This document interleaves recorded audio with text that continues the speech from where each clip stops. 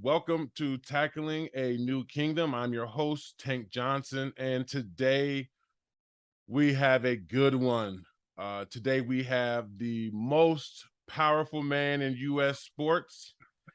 He is a semi-pro golf coach to the stars. He's my friend and NFL Commissioner, Roger Goodell. Roger, how you doing, man? TJ, I love that one. I've been watching more of your golf videos than anybody else, and you're making real progress. Hey, well, thank you, Coach. I'm glad that man, it's a tough game, but I'm getting better. So it's good to have someone to send my videos to. You're definitely getting better. Keep at it. Nice. All right. And so today we're gonna tackle something current. We're gonna tackle something real between us, and then we're gonna tackle something a little controversial.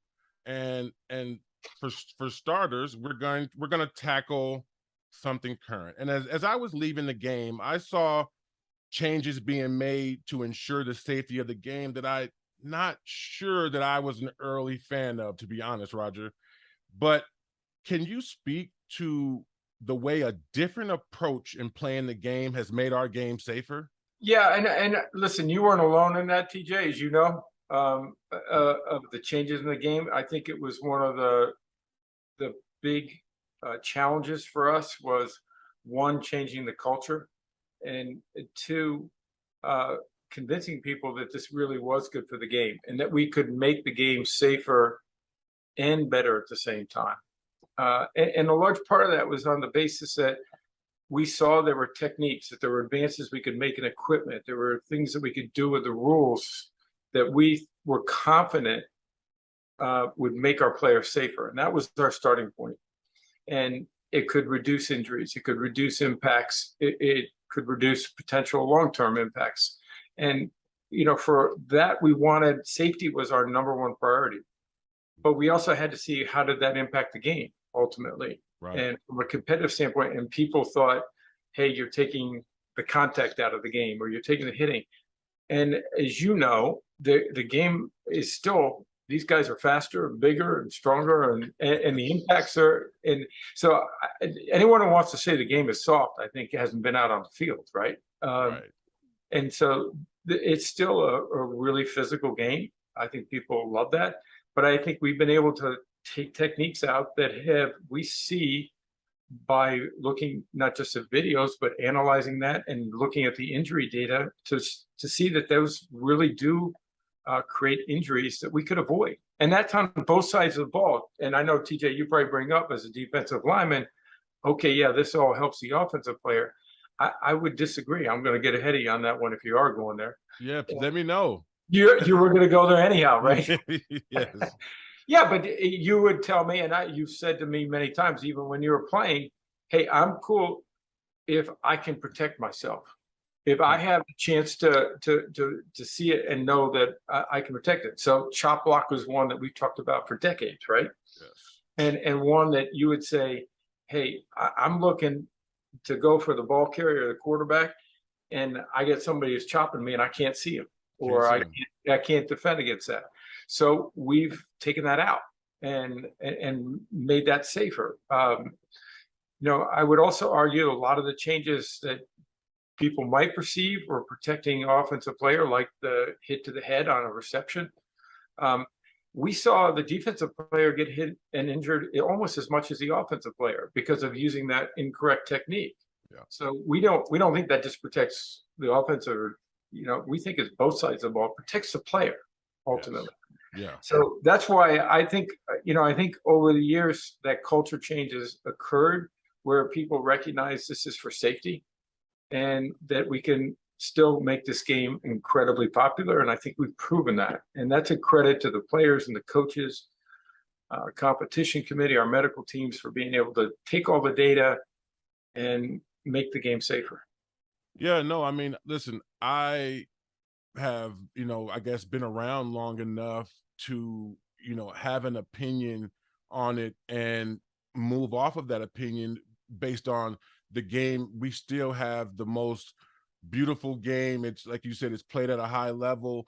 And I don't think we've had any drawback in competition. And watching my former teammates, we're all in our 40s now, and seeing how, one mindset of playing football, if you change it, the longevity of the human being could be much better off.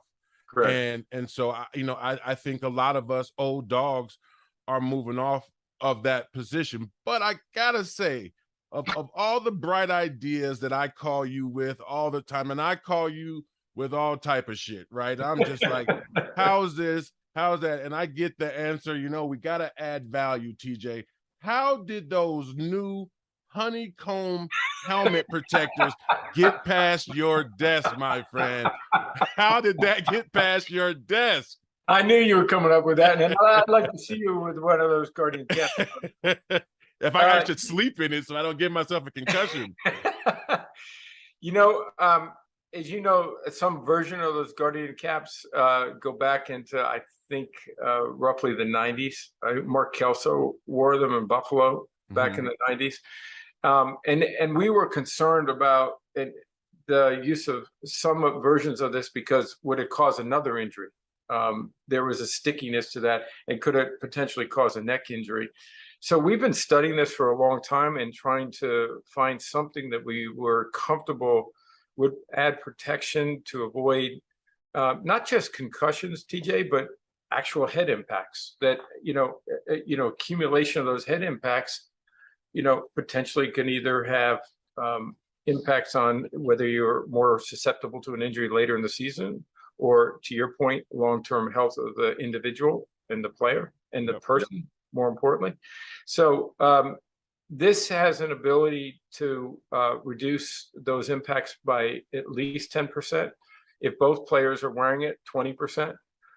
And, listen, someone said, a lot of players have said, I feel a little goofy in it. It doesn't look right. I get that. But I guarantee when during our early years, when we first introduced helmets and when we modified those helmets to what I would consider more similar to where we are today, people probably thought they looked goofy then too. The reality is this is being done for the safety of a player. It's really required through the second preseason game. Nice. For certain positions where those impacts are happening: offensive line, defensive line, tight ends. In those, we'll see what the impacts are. The early data that we have already looks like it's having a very positive effect on head impacts, but there's a lot more data for us to look at. But, it goes back to that point, and it too, people, used to choose their helmets by how well they looked, right? It was called the mirror test, right? Do I look good? Right? Do I look mean? Yeah. Do I? Yeah. And I get that, but we've done a lot of work to prove that we can build a better helmet that's safer. Nothing is 100% guaranteed, but they have a very positive impact on reducing the impacts, and very likely, obviously, concussions. And we've seen a 25% decrease in concussions across the board, and that's been consistent for 3 years now. So we're now looking for the next phase of what can we do to not just continue to reduce the head injuries, but also other injuries. So we're applying the same approach to the lower extremity injuries. So, which, as you really probably cause more missed time than anything, whether they're strains or tears, in the lower leg injuries. That's what we really think we can also make a big impact on. Yeah, no, I mean, I was one of those guys when we switched from the traditional Goodell helmet to the more revolutionary. I remember for about 3 or 4 years straight, I took my helmet home in the off season so the trainer couldn't switch my shit with that new one.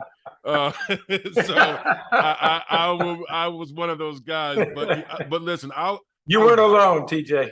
Oh, good. It's good to know. It's good to know. Well, I'll give you a pass for health and safety because as an old dog now, it does mean something to me. It means a great deal to me. And finally, do we just watch the game to lead us and guide us, to let us know if there are more changes to be made? Because the changes are coming on I don't know if they're coming on rapidly. I think they're coming on at a good pace. But for example, do we just kind of see where we are right now to know how much further we need to go in player safety? Is that we just look at the data? Yeah, the one of the great things that I think it gets probably not enough credit in the context of this is the data. So Sure. we used to get injury reports, and they were basically what was reported, um, prior to a game. And there wasn't as much, in my view, as much medical focus as there probably should have been. Now, those reports are coming from the medical staffs of each team, Okay. and they're based off of medical evaluations of an individual and their injury. So we not only have when the injury occurred, how significant the injury is, the length of rehabilitation. We have video that we can match up against that, and so that database is helpful in a couple of ways. First, it helps identify areas where we think we can have an impact. Okay. And so the Guardian Cap's a good example of that. Or a rule change. We're seeing injuries. One of the big things is today, the training camp period. How do we acclimate players and progress to the point where they're playing full contact and ready for a season? Yep. As you know, sometimes coaches would say that first day of contact, they go out and you'd have double sessions in a day. You would have a lot of contact. We limit that contact. All clubs are, and we monitor that contact. And the Players Association has been our partner in that, along with the 32 clubs. So I think we've been able to make significant changes to modify the rules, modify our policy, modify the equipment, and the data now then helps us evaluate: did it work? Sure. Do we see a reduction in injuries, or did it cause an unintended consequence of some type? So I think that data has been at the core of driving that, and we will always continue to focus on what changes should be made, either from a safety standpoint, which is something we've had over 50 rules, I think, in the last 10 or 15 years that have all been focused on safety. And then we also believe that, how do we make rule changes that are going to make the game more exciting, more competitive? How do we improve officiating? There's a lot of things that we will work on to use technology that can help us, like an instant replay. Yeah, no, as a player who prided myself on the era that I played in, it was about toughness and it was about we were trained by other tough guys. Like I am even more happy to see that one, our game is not suffering and our players are suffering less with those type of injuries. So thank you. That is tackling something current. Hey, TJ, let me just make one point on that one. I think that's where the culture change comes in, is this tough guy thing. Is that it's not a tough guy thing to play through a concussion, which could lead to a more serious injury. It's not a tough guy to play with an injury that could be more damaging. I think players are so aware of their bodies. They're so focused on that, that, getting proper medical care at the earliest intervention is actually going to make them healthier ultimately and allow them to play. So I think that's the culture change that's happened. If you were playing with somebody in the defensive line and he doesn't feel right, whether it's a head injury, we're not asking the player to make a medical evaluation. We're asking to say, hey, my teammate here, I don't think something's right. Get medical care and get off and see the medical personnel. And as you know, we have more and more medical personnel on the sidelines than when you played by a long shot. I think we have 32, at least on an average, 32 medical personnel on the sidelines in any given NFL game. Yeah. No, and I'm telling you, man, like I said, if watching my friends and teammates who play the game a certain way and seeing some of the challenges that they have, like I'm all for it. I think the guys from my era are now championing this new modern era of safer play, and I think it means a lot to us in the long run. So I appreciate And more importantly, the next generation too, right? yeah, that next gen is super important. So we got to say, the science was correct. I want to transition to tackling something real. growing up all over the country, I've got friends in all different places, but I get more of a reaction when I somehow comes up that you and I are friends somehow. Can you speak to, oh, people always, they're like, I could name anybody, but when I say that I'm friends with Roger Goodell, they're like, no way, what kind of guy is he? Da, da, da, da, right? And so can you speak to the origins of our relationship and how a chance encounter created a pretty unique bond? What do you remember from those early days of me coming to your office? Well, first, TJ, I want to know how you answer that question. What kind of guy he is? I'm kidding you. But, I remember that really, really well because it was early. I think it might have been. I was a commissioner for just a year, and I remember our first meeting here in New York. What struck me about you was how serious you took the situation, how you listened, how accountable you were for the circumstances. You didn't shy away from it. You accepted that responsibility, and you were pretty clear that you want to do things differently, right? and Yeah, and that's all I ever really look for. Ultimately, it's I love second chances, particularly with people who earn it and people who are accountable. We all make mistakes, and you know we put a lot of emphasis on this because it reflects on all of us. So what you do as a player reflects on every player. What reflects on the NFL in general. And I've said this many times. The players who play in this league are extraordinary people, and I don't mean that as athletes. I mean as people, and sure. what they do and who they are and how much respect I have for them. I think we all have to protect that. And listen, I was young once too, but you guys play on a stage where everything you do gets magnified, Yeah, and that's just part. That's TJ, as you know, that's just part of it, right? You get the benefits, you gotta have the responsibility that comes with you, and you accepted that to me. And so I would tell you just broadly, and you and I've talked about it before. Probably the people that I went through that process of discipline, and for whatever reason, maybe it's just because we were able to get real with one another and really sort of see how each of us really feels and had those tough conversations. I'm closer to those guys. Every single one of the people that I would put in that category of having to go through that process ultimately, with very few exceptions, led to a great relationship. yeah. No, I was. That's actually a great segue because my next follow up was like speaking to all of your prize pupils, as I would call us. Um, you know, why was it so important that you followed up with those guys? Because I'll tell you this, I'll never forget when we were at our brother Chris Henry's funeral, Yep.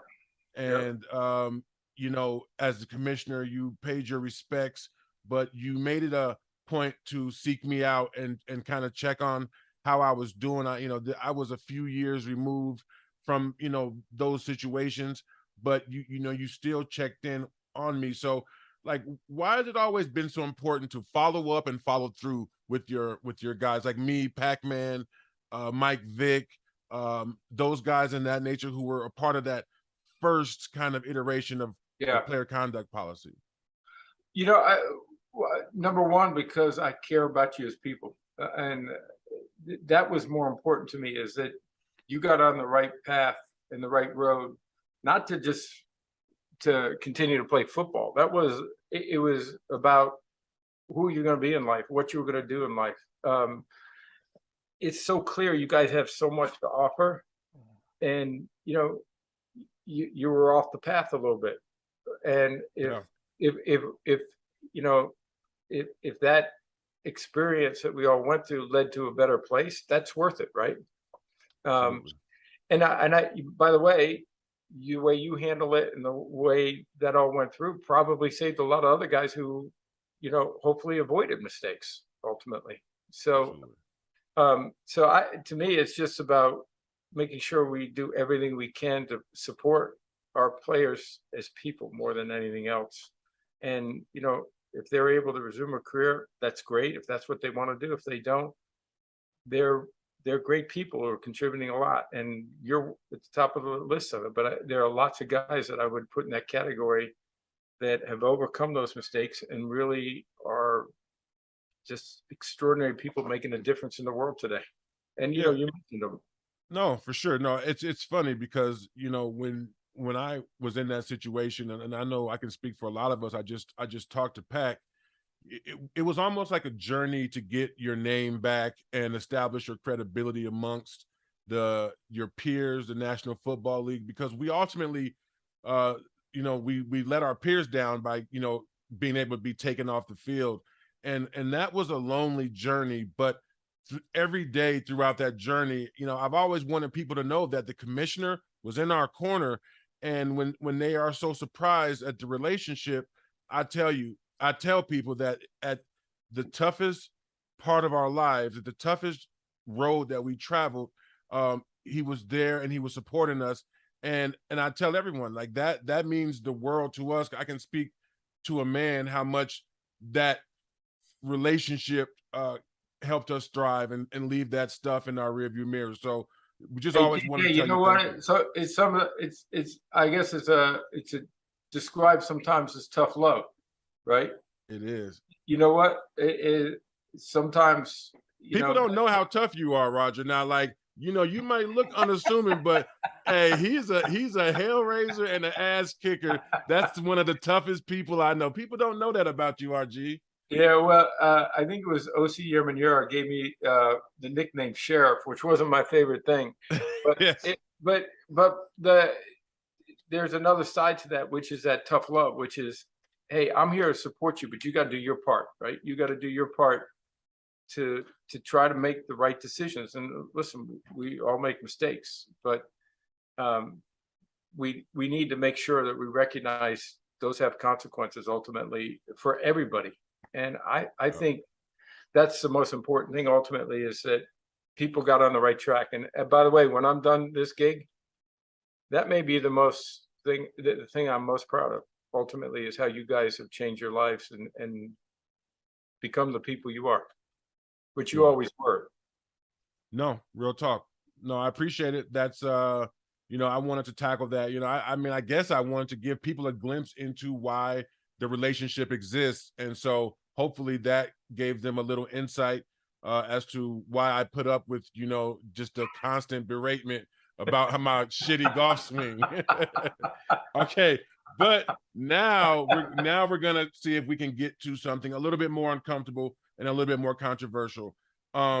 Knowing how league discipline has changed, it's changed shape over the years. When you first came commissioner to the iteration that we have today, can you tell me the advantages of this current system of player conduct discipline? Well, I think, listen, everything should evolve, right? Uh, and True. I think ultimately, um, it's important to be able to do that. And a lot of that evolution has come through the experiences, but it's also come through how we all look at this and how we can do it better, right? And that's what I'm driven by. Is there a better system? So in the last CBA, we negotiated changes to the discipline system, and we're having our first experience of that right now with Deshaun Watson, and it's been different for all of us, and we'll see as it progresses, but hopefully it's a system that will lead to better outcomes ultimately. And the personal conduct policy itself, you know it's gone through a lot of changes. We look at it consistently and and that's sometimes with the union, sometimes not, but always there's a conversation in the context of, is this the right step? Sure. And I think we made changes to that policy, which doesn't just apply to players. It's not a player conduct, it's a personal conduct. And we made that change several years. So it applies to me, it applies to everyone in this office, it applies to everybody in the league, whether you're in the front office or you're on the field. And so that's the point that I think we have to get everyone to understand. And I've said this many times, our standards and the expectations of people are raised. And so, our process, our policy should also be raised to be able to meet that bar. And people expect a lot from the NFL, whether it's players or coaches or commissioners or owners. Everybody has a role to play. Well, no, I completely understand that, right? And so this is my question to you as a commissioner, right? When you talk about like upholding the integrity of the National Football League, right? So you've got the facts on one hand, and then you've got upholding the integrity of the league, right? So Right. it almost seems like you get a certain amount of games for your infraction, the facts, and then you get an additional games for what harm you inflict to the National Football League.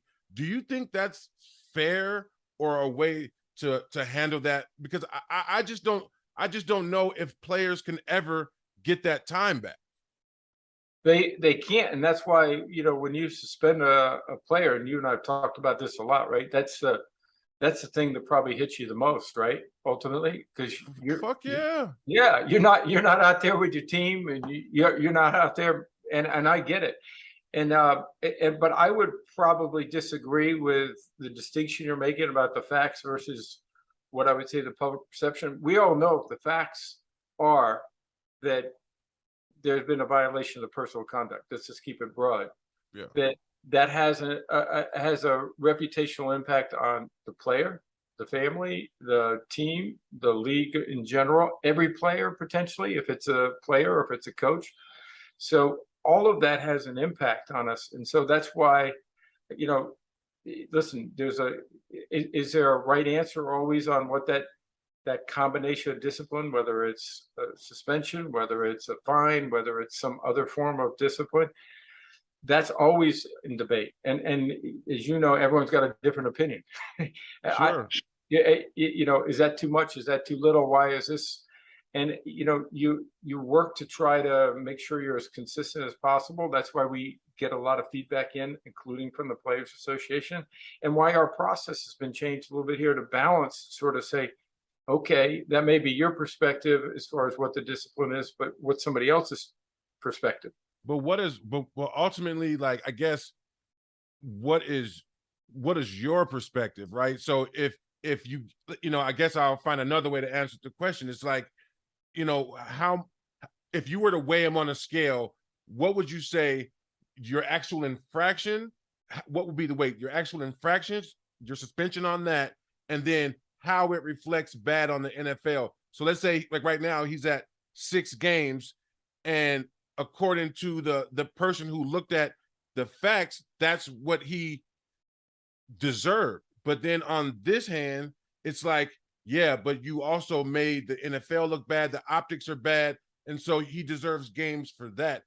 I just think that if you're getting suspended for your facts and the optics, I think we got to be real careful in that process. That's just kind of how I see it. I agree with you, but TJ, I probably argue the facts here a little bit. And again, I don't want to get any specific to any Sure. one case, but I would say this: the new process gives the ability for the case to be heard by a neutral discipline officer, and then they determine whether there is a violation of the personal conduct policy. That's it? They only determine that? No, hang on. They determine that. That's the first thing they have to determine. And once they determine that, then they also determine the discipline. The NFLPA or the NFL can then appeal that, but not the first finding. The first finding of whether it was violation of the personal conduct policy is exclusively that disciplinary officer's decision. The judgment on what the discipline is can be appealed by either side. So either the NFL Management Council or the NFL Players Association.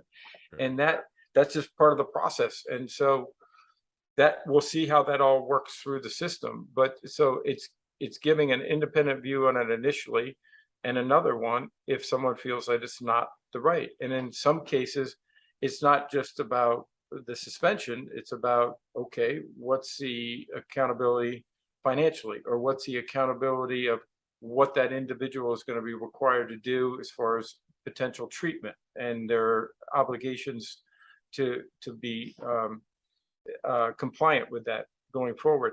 So that's the element that we'll see how it all shakes out. On the first case here, but more importantly, I think the system has got a very good balance to it. Yep. Well, And I would disagree with you a little bit that, a lot that that's great. We always disagree a lot. I know, but that's what's good about the relationship, right? We can always, the facts always drive that ultimately, TJ. Okay. If you have facts where the PCP has been violated, that's pretty clear that that's going to also have a negative impact, as we say, whether it's on the perception of the individual, the teams, the players, the league in general. That's an outcome from the violation of the facts. No. Okay. So when a lot of times I'll speak for the past, when a player appeals something, oftentimes we get that letter back that, hey, thanks for appealing it, but it's going to stay the same. Right. So now that you guys are appealing something, is that are they on an equal playing field where it's like, okay, thanks for appealing it, but we're going to keep to the normal. Sure. Is that possible? Yeah, we don't know. And, if I hear it myself or whether the designee that I pick, and most all of the cases I have a designee. Okay. Decides it. We don't know what they're going to choose. They may choose to keep it the same. They may choose to reduce it. They could choose to increase it. Sure. That would be there, but that's final and binding at that point in time. Gotcha. Well, I appreciate it. I know how hard it is to strike that balance of fairness. We all have a ton of responsibilities. And I would not want to be the one having to make that decision. So, you know what, I understand the process, and that's just how it is. And I appreciate that. All right. We'll get you off the hot seat, and I want to talk to you. I'll talk to you about some funny shit now. Okay. All right. So you never let me off the hot seat. That's bullshit. Yeah, no, absolutely not. But I'll just say it. So put it out there a little bit. But a lot of people talk about, this is kind of a rapid fire.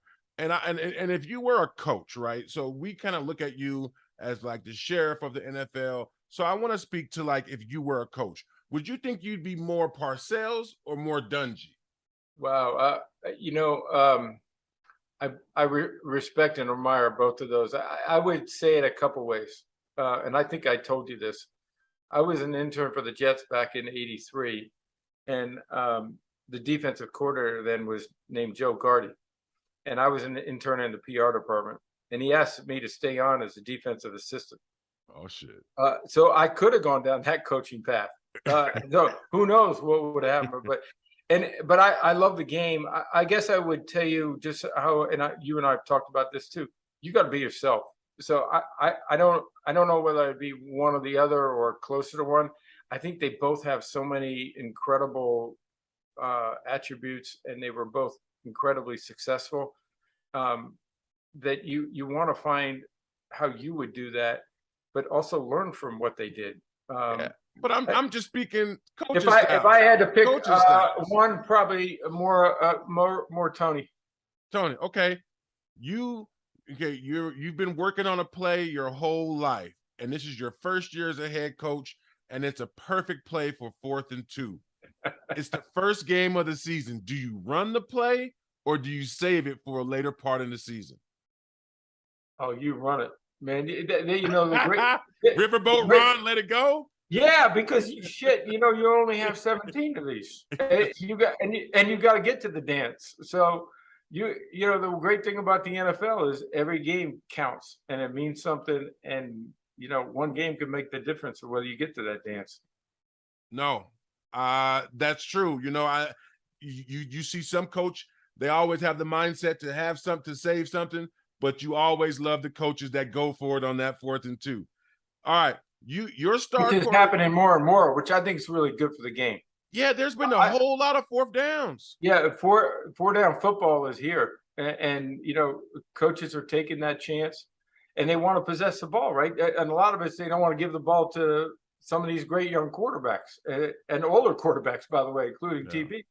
that they're, to me, you know, they want to possess the ball. And as you know, nowadays, as you get towards the end of the game, it's how you possess the ball and leave zero time on the clock, as we saw in Buffalo and Kansas City last year.